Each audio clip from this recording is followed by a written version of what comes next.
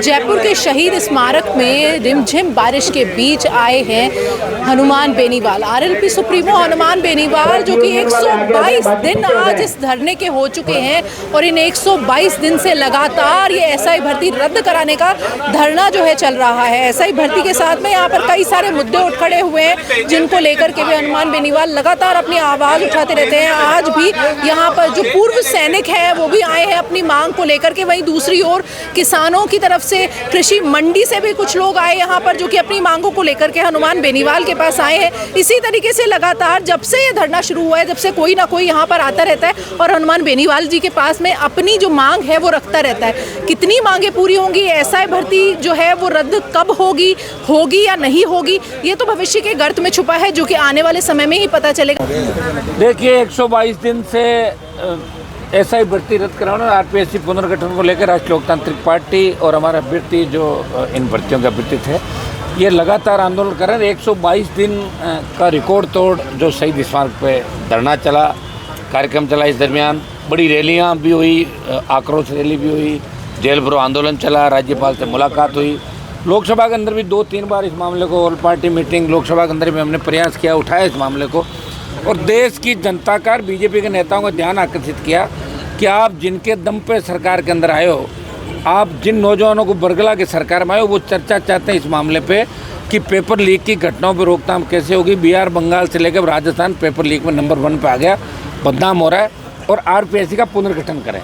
2-2 member jail के अंदर हैं, कई नेताओं के नाम आ रहे हैं, पूर्व मुख्यमंत्री के पीएसओ का नाम आया, दूध, चाय, किराना स्टोर पे कॉपियाँ जच रही है, गाय कॉपी खा रही है, कई मतलब ऐसी घटनाएं राजस्थान का देखने को मिली। ये बहुत बड़ा दुर्भाग्य है और हमारे नौजवान जो लड़ाई लड़ रहे हैं इसके अंदर मैं इनको धन्यवाद दूंगा सबको कि लगातार मैं इनके बीच रहा, लेकिन मैं बीच जब नहीं भी रहा तब भी ये मजबूती के साथ यहाँ डटे रहे। आज देखिए भारी बरसात हो रही जयपुर के अंदर, आंधी, तूफान, बरसात और गर्मी, इनके बीच हम यह लगातार आंदोलित रहे। निश्चित रूप से राजस्थान के अंदर इस आंदोलन ने इस राजस्थान को एक नई दिशा दी और कोई ये नहीं कह सकता कि राजस्थान में विपक्ष नहीं है। हर कोई कहता है कि विपक्ष खड़ा राजस्थान के अंदर और मजबूती से लड़ाई लड़ रहा है और उसका परिणाम भी कल पंचायत चुनाव के अंदर आपने देखा होगा कि किस तरह जहाँ आरएलपी लड़ी, क्योंकि चुनाव 4 महीने बाद है, एक आध जगह हमने चुनाव लड़ाया था वहाँ बीजेपी चौथे नंबर चली गई, कांग्रेस 3rd, कंटेस्ट आरएलपी जीती और निर्दलीय के बीच रही। तो इससे अंदाज लगा सकते हो आने वाला जो पंचायत चुनाव का रिजल्ट है वो किस तरह राजस्थान का नौजवान बदलेगा। निश्चित रूप से आज एक खबर और पड़ी, पिछले दिनों से लगातार हम देख रहे हैं कि पूर्ववर्ती सरकार के अंदर जो फर्जी सर्टिफिकेट लेके, दिव्यांगजनों के सर्टिफिकेट लेके, विकलांग के सर्टिफिकेट लेके, गूंगे बेरों के सर्टिफिकेट लेके जिस तरह लोग नौकरियां लगे, बाढ़ सी आ गई। अब तो सही कौन गलत कौन है इसमें भी लोग सोचने लगे। तो हम ये भी मांग करेंगे सरकार से उन तमाम लोगों की जांच करें जो दिव्यांगों का कोटा खा गए और नए सिरे से उनको बाहर निकाल के नए सिरे से उनकी भर्तियाँ निकालें। उनके कोटे पे अतिक्रमण कतई बर्दाश्त नहीं। देखिए कांग्रेस जिस तरह बीजेपी के आगे नतमस्तक हो गई, मिली हुई है कांग्रेस पार्टी, वो वोट चोरी के अलावा कोई नारा नहीं उनका। उस नारे में तो हम भी उनके साथ हैं इंडिया अलायंस के अंदर, लेकिन राजस्थान में उस नारे का क्या मतलब है? कांग्रेस ही थी पिछली बार, तब कई तरह का आरोप वोट चोरी के यहाँ भी लगे थे राजस्थान में उन लोगों पे। तो राजस्थान की जो घटना है उसमें कांग्रेस को आपने देखा होगा, तो झालावाड़ के अंदर स्कूल के अंदर जिस तरह हमारे बच्चे शहीद हो गए एक तरीके से, इस सिस्टम की जो सिस्टम है उसकी सिस्टम की बदमाशी, सिस्टम की जो निष्क्रियता है, इसकी वजह से बड़ी चढ़ गए बच्चे साथ हमारे और 30 बच्चे इंजर्ड हुए। और उसके बाद भी जैसलमेर में घटना हुई, 1-2-3 दिन पहले एक घटना और हुई जहाँ फिर इस तरह की घटना हुई बच्चों की, उसमें भी कांग्रेस पार्टी नहीं बोल रही है। कांग्रेस के 8 एमपी दिल्ली के अंदर बैठे हैं, एक एमपी ने अगर झालावाड़ के बच्चों की मौत के मामले में कोई मामला उठाया और यहाँ जाके प्रदर्शन किया, मुझे नाम बताओ कांग्रेस के उस नेता का, सिवाय इस चीज़ का इंतजार करना कि सरकार हमारी आएगी, हम मुख्यमंत्री के दावेदार हैं। सचिन पायलट कह रहा मैं गांधी परिवार के खास हूँ, गहलोत कह रहा जब तक सोनिया बैठी है मेरा कोई वहाँ से हिला नहीं सकता, तीसरा कोई और कहता है, चौथा, इनको कोई मतलब नहीं। कांग्रेस को मतलब है कि सत्ता में कैसा है। और बीजेपी के अंदर हमारे इस आंदोलन से एक फ़ायदा हुआ कि भजन लाल जी के इर्द गिर्द जो चोर थे उनमें 70% चोरों की हमने सफाई करा दी, भगा दिए, लेकिन 30% लोग अभी भी बैठे हैं। और हम दिल्ली के अंदर इतना काम तो करके आए हैं, आप भी जानते हो, कि निश्चित रूप से राजस्थान को राहत कैसे मिले, इन बदमाशों से राहत मिले, कम से कम सीएम के इर्द गिर्द के लोग बदमाशी नहीं करें। हमारा प्रयास पूरा रहेगा।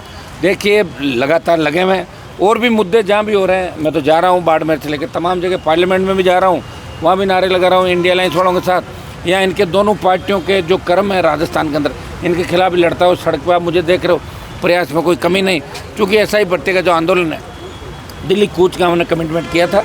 हाई कोर्ट के अंदर मामला पेंडिंग है, जिस दिन हाई कोर्ट का फैसला हो जाएगा उससे अगले दिन हम कूच का ऐलान करते हैं कि उस कूच में अग्निवीर भी शामिल रहकर 1 लाख से ज़्यादा नौजवान दिल्ली की ओर कूच करेंगे। जिस तरह से देखा जा रहा है कि कांग्रेस विपक्ष के तौर पर वेट एंड वॉच की स्थिति में है, सोच रहे कि 2 साल गुजर गए, 2 साल और गुजर जाए, चौथे साल में आएंगे और फिर वो कांग्रेस ये सोच रही है कि पंचायत चुनाव में हम जीत जाएंगे और फिर माहौल बना लेंगे, फिर कोई गमछा घुमा लेगा, कोई तीसरा काम कर लेगा, लोग भूल जाएंगे और वोट डाल। उनकी गलती नहीं है, लोगों की आदत है। इन लोगों की आदत का फ़ायदा लोगों को अपनी आदत बदलनी होगी। लोगों को ये सोचना है कि हमें कांग्रेस का इलाज भी करना है, और बीजेपी जिन मुद्दों को लेकर सत्ता में आई, कांग्रेस के पापों में जिस तरह भाजपा पर्दा डाल रही है, हमें भाजपा का इलाज करना, कांग्रेस का करना है।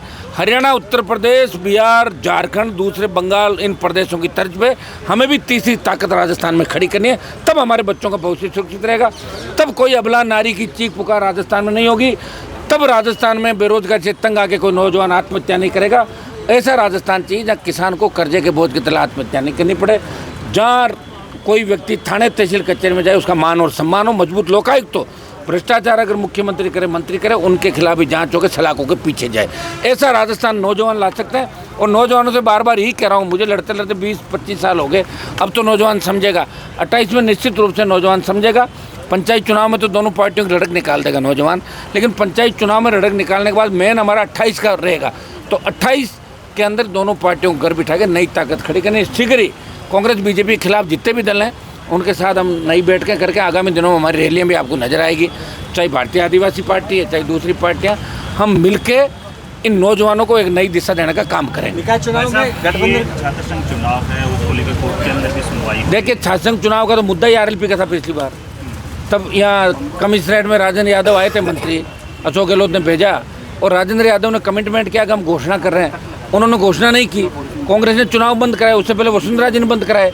पिछली बार बीजेपी कहाँ थी, पिछली बार कांग्रेस पार्टी कहाँ थी, एनएसयूआई पहले कहाँ थी, एबीपी पहले कहाँ थी।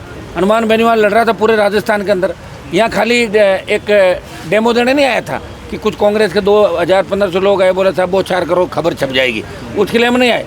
12 रैली करी राजस्थान में और विद्याधर नगर स्टेडियम में बड़ी रैली करी। 1.5 महीना मैंने छात्र संघ चुनाव को लेकर दिया और हमेशा छात्र संघ चुनाव के हम पक्ष में रहे। अब ये लोग सिर्फ पॉलिटिकल बेनिफिट के लिए अपने संगठनों से कुछ बयान दिला के और मुझे तो इस बात पर मैं अचंभित होता हूँ कि सचिन पायलट, अशोक गहलोत जैसे लोग छात्र संघ चुनाव की बात करा रहे। जब आपने बंद किए उस समय क्यों किए बंद? आप चालू करा देते, आप अपने 4 आदमी धरने में भेज के वैसे करा देते। लेकिन राजस्थान के लोग भूल जाते हैं, इनको पता है कि नई बात 9 दिन, इसलिए कुछ भी करो लोग भूल जाएंगे और वोट हमें ही देंगे, क्योंकि हमारे पास संगठन है, पैसा है, ताकत है, लूट खसोट किया हुआ, इकट्ठा किया हुआ संसाधन है। तो दूसरी पार्टियां हमारे साथ पैसे में टिकेगी नहीं, इसलिए हम ही आने वापस। तो लोगों की आदत है, नई बात 2 दिन और फिर आगे हम लोग, फिर आगे हम लोग, इसी तरह चल रहा है राजस्थान में। जेल जाओगे तो कैबिनेट की आज बैठक हुई है, कई मुद्दों को लेकर अहम चर्चा हुई है और कई ऐसे प्रदेश के जिले हैं जहां पर लगातार बारिश की वजह से हाल बेहाल हो रहे हैं। और आप बारिश में यहाँ डटे हुए और किरोड़ीलाल मीणा और जवाहर सिंह मैडम हवाई सफर कर रहे हैं। हाँ, डॉक्टर साहब को तो हवाई सफ़र अच्छी बात है, मुझे शुभकामनाएं डॉक्टर साहब को कि बहुत मुश्किल से वो जाके सेट हुए। लेकिन अब मुझे खुशी इस बात की, वो भजन लाल जी के एकदम नज़दीक आ गए और मैडम भजन लाल जी, डॉक्टर साहब सब मिलकर राजस्थान को आगे ले जाने का प्रयास करें। डॉक्टर साहब की शुरू से आदत रही है, लास्ट उनका लक्ष्य रहता है और लक्ष्य को पार पा लेता है। अभी अपना लक्ष्य उनका इतना ही है, बस ये मुख्यमंत्री और हेलीकॉप्टर में हवाई यात्राएँ करना और उनके साथ रहना, और फिर नहीं हो तो छोड़ के आ जाना और फिर वहीं चले जाना। उनमें और मेरे में इस बात का अंतर रहेगा आपको। हम लड़ते नहीं, और लड़ते तो पीछे नहीं हटते, चाहे जान चली जाए, जो कह दिया वो करते हैं। और इसीलिए देश के अंदर राजस्थान को एक नई पहचान दिलाने का प्रयास हम लोग करें, चाहे अग्निवीर हो, किसान आंदोलन हो, पहलवान बेटियां हो, चाहे दूसरे मामले हो, हनुमान बेनीवाल और राष्ट्रीय लोकतांत्रिक पार्टी पूरे देश के अंदर मजबूती से लड़ाई लड़ रहे हैं। आपका एक बयान चर्चा में है कि जेल जाओगे तो नेता बनोगे। हाँ, ये सही है। कई लोग जेल से डर जाते हैं ना कि साहब पुलिस पकड़ लेगी, ये होगा। तो मेरे को जेल जाओ, जेल जाने से नेता बनोगे। हम सब जेल गए और लोकतंत्र के अंदर अगर लोकतांत्रिक मूल्यों की रक्षा के लिए आप जेल जाओ और सरकार के खिलाफ बोलो ही नहीं, डर के बैठे रहो, तो कौन मानेगा? ऐसे भगत सिंह जी और ये सोच लेते हैं कि हम लड़ेंगे तो फांसी पे चढ़ जाएंगे तो फिर देश आज़ाद कैसे होता। तो हमें जेल भी जाना होगा, लेकिन जेल गलत कर्म करके मत जाओ, जेल संघर्ष करते जाओ, अच्छे काम के लिए जाओ।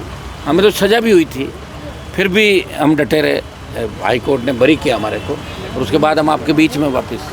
सर 130वां जो संविधान संशोधन जो कानून है 130वां लोकसभा में पास हुआ, मुख्यमंत्री प्रधानमंत्री। देखिए अच्छी बात है, सही है, सुनिए मेरी बात, ये बिल्कुल सही है, लेकिन एक जो पहले से सुप्रीम कोर्ट और देश के संविधान के अंदर एक जो अमेंडमेंट किया था कि 2 साल की जिसको सज़ा हो जाए वो चुनाव नहीं लड़ सकता, वो गलत है, उसमें अमेंडमेंट की आवश्यकता है।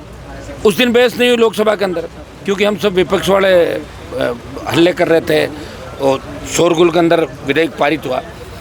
आपको पहले अगर कोई व्यक्ति लड़ाई लड़ रहा है लोकतंत्र में, रास्ता रोक रहा है, किसी को न्याय दिलाने लड़ रहा है, और उस पर आप 3 PPD और 32-53 का मुकदमा दर्ज करा दो, 3 साल की सज़ा करा दोगे और सज़ा होगी तो चुनाव नहीं लड़ पाएगा, ये तो अन्याय है।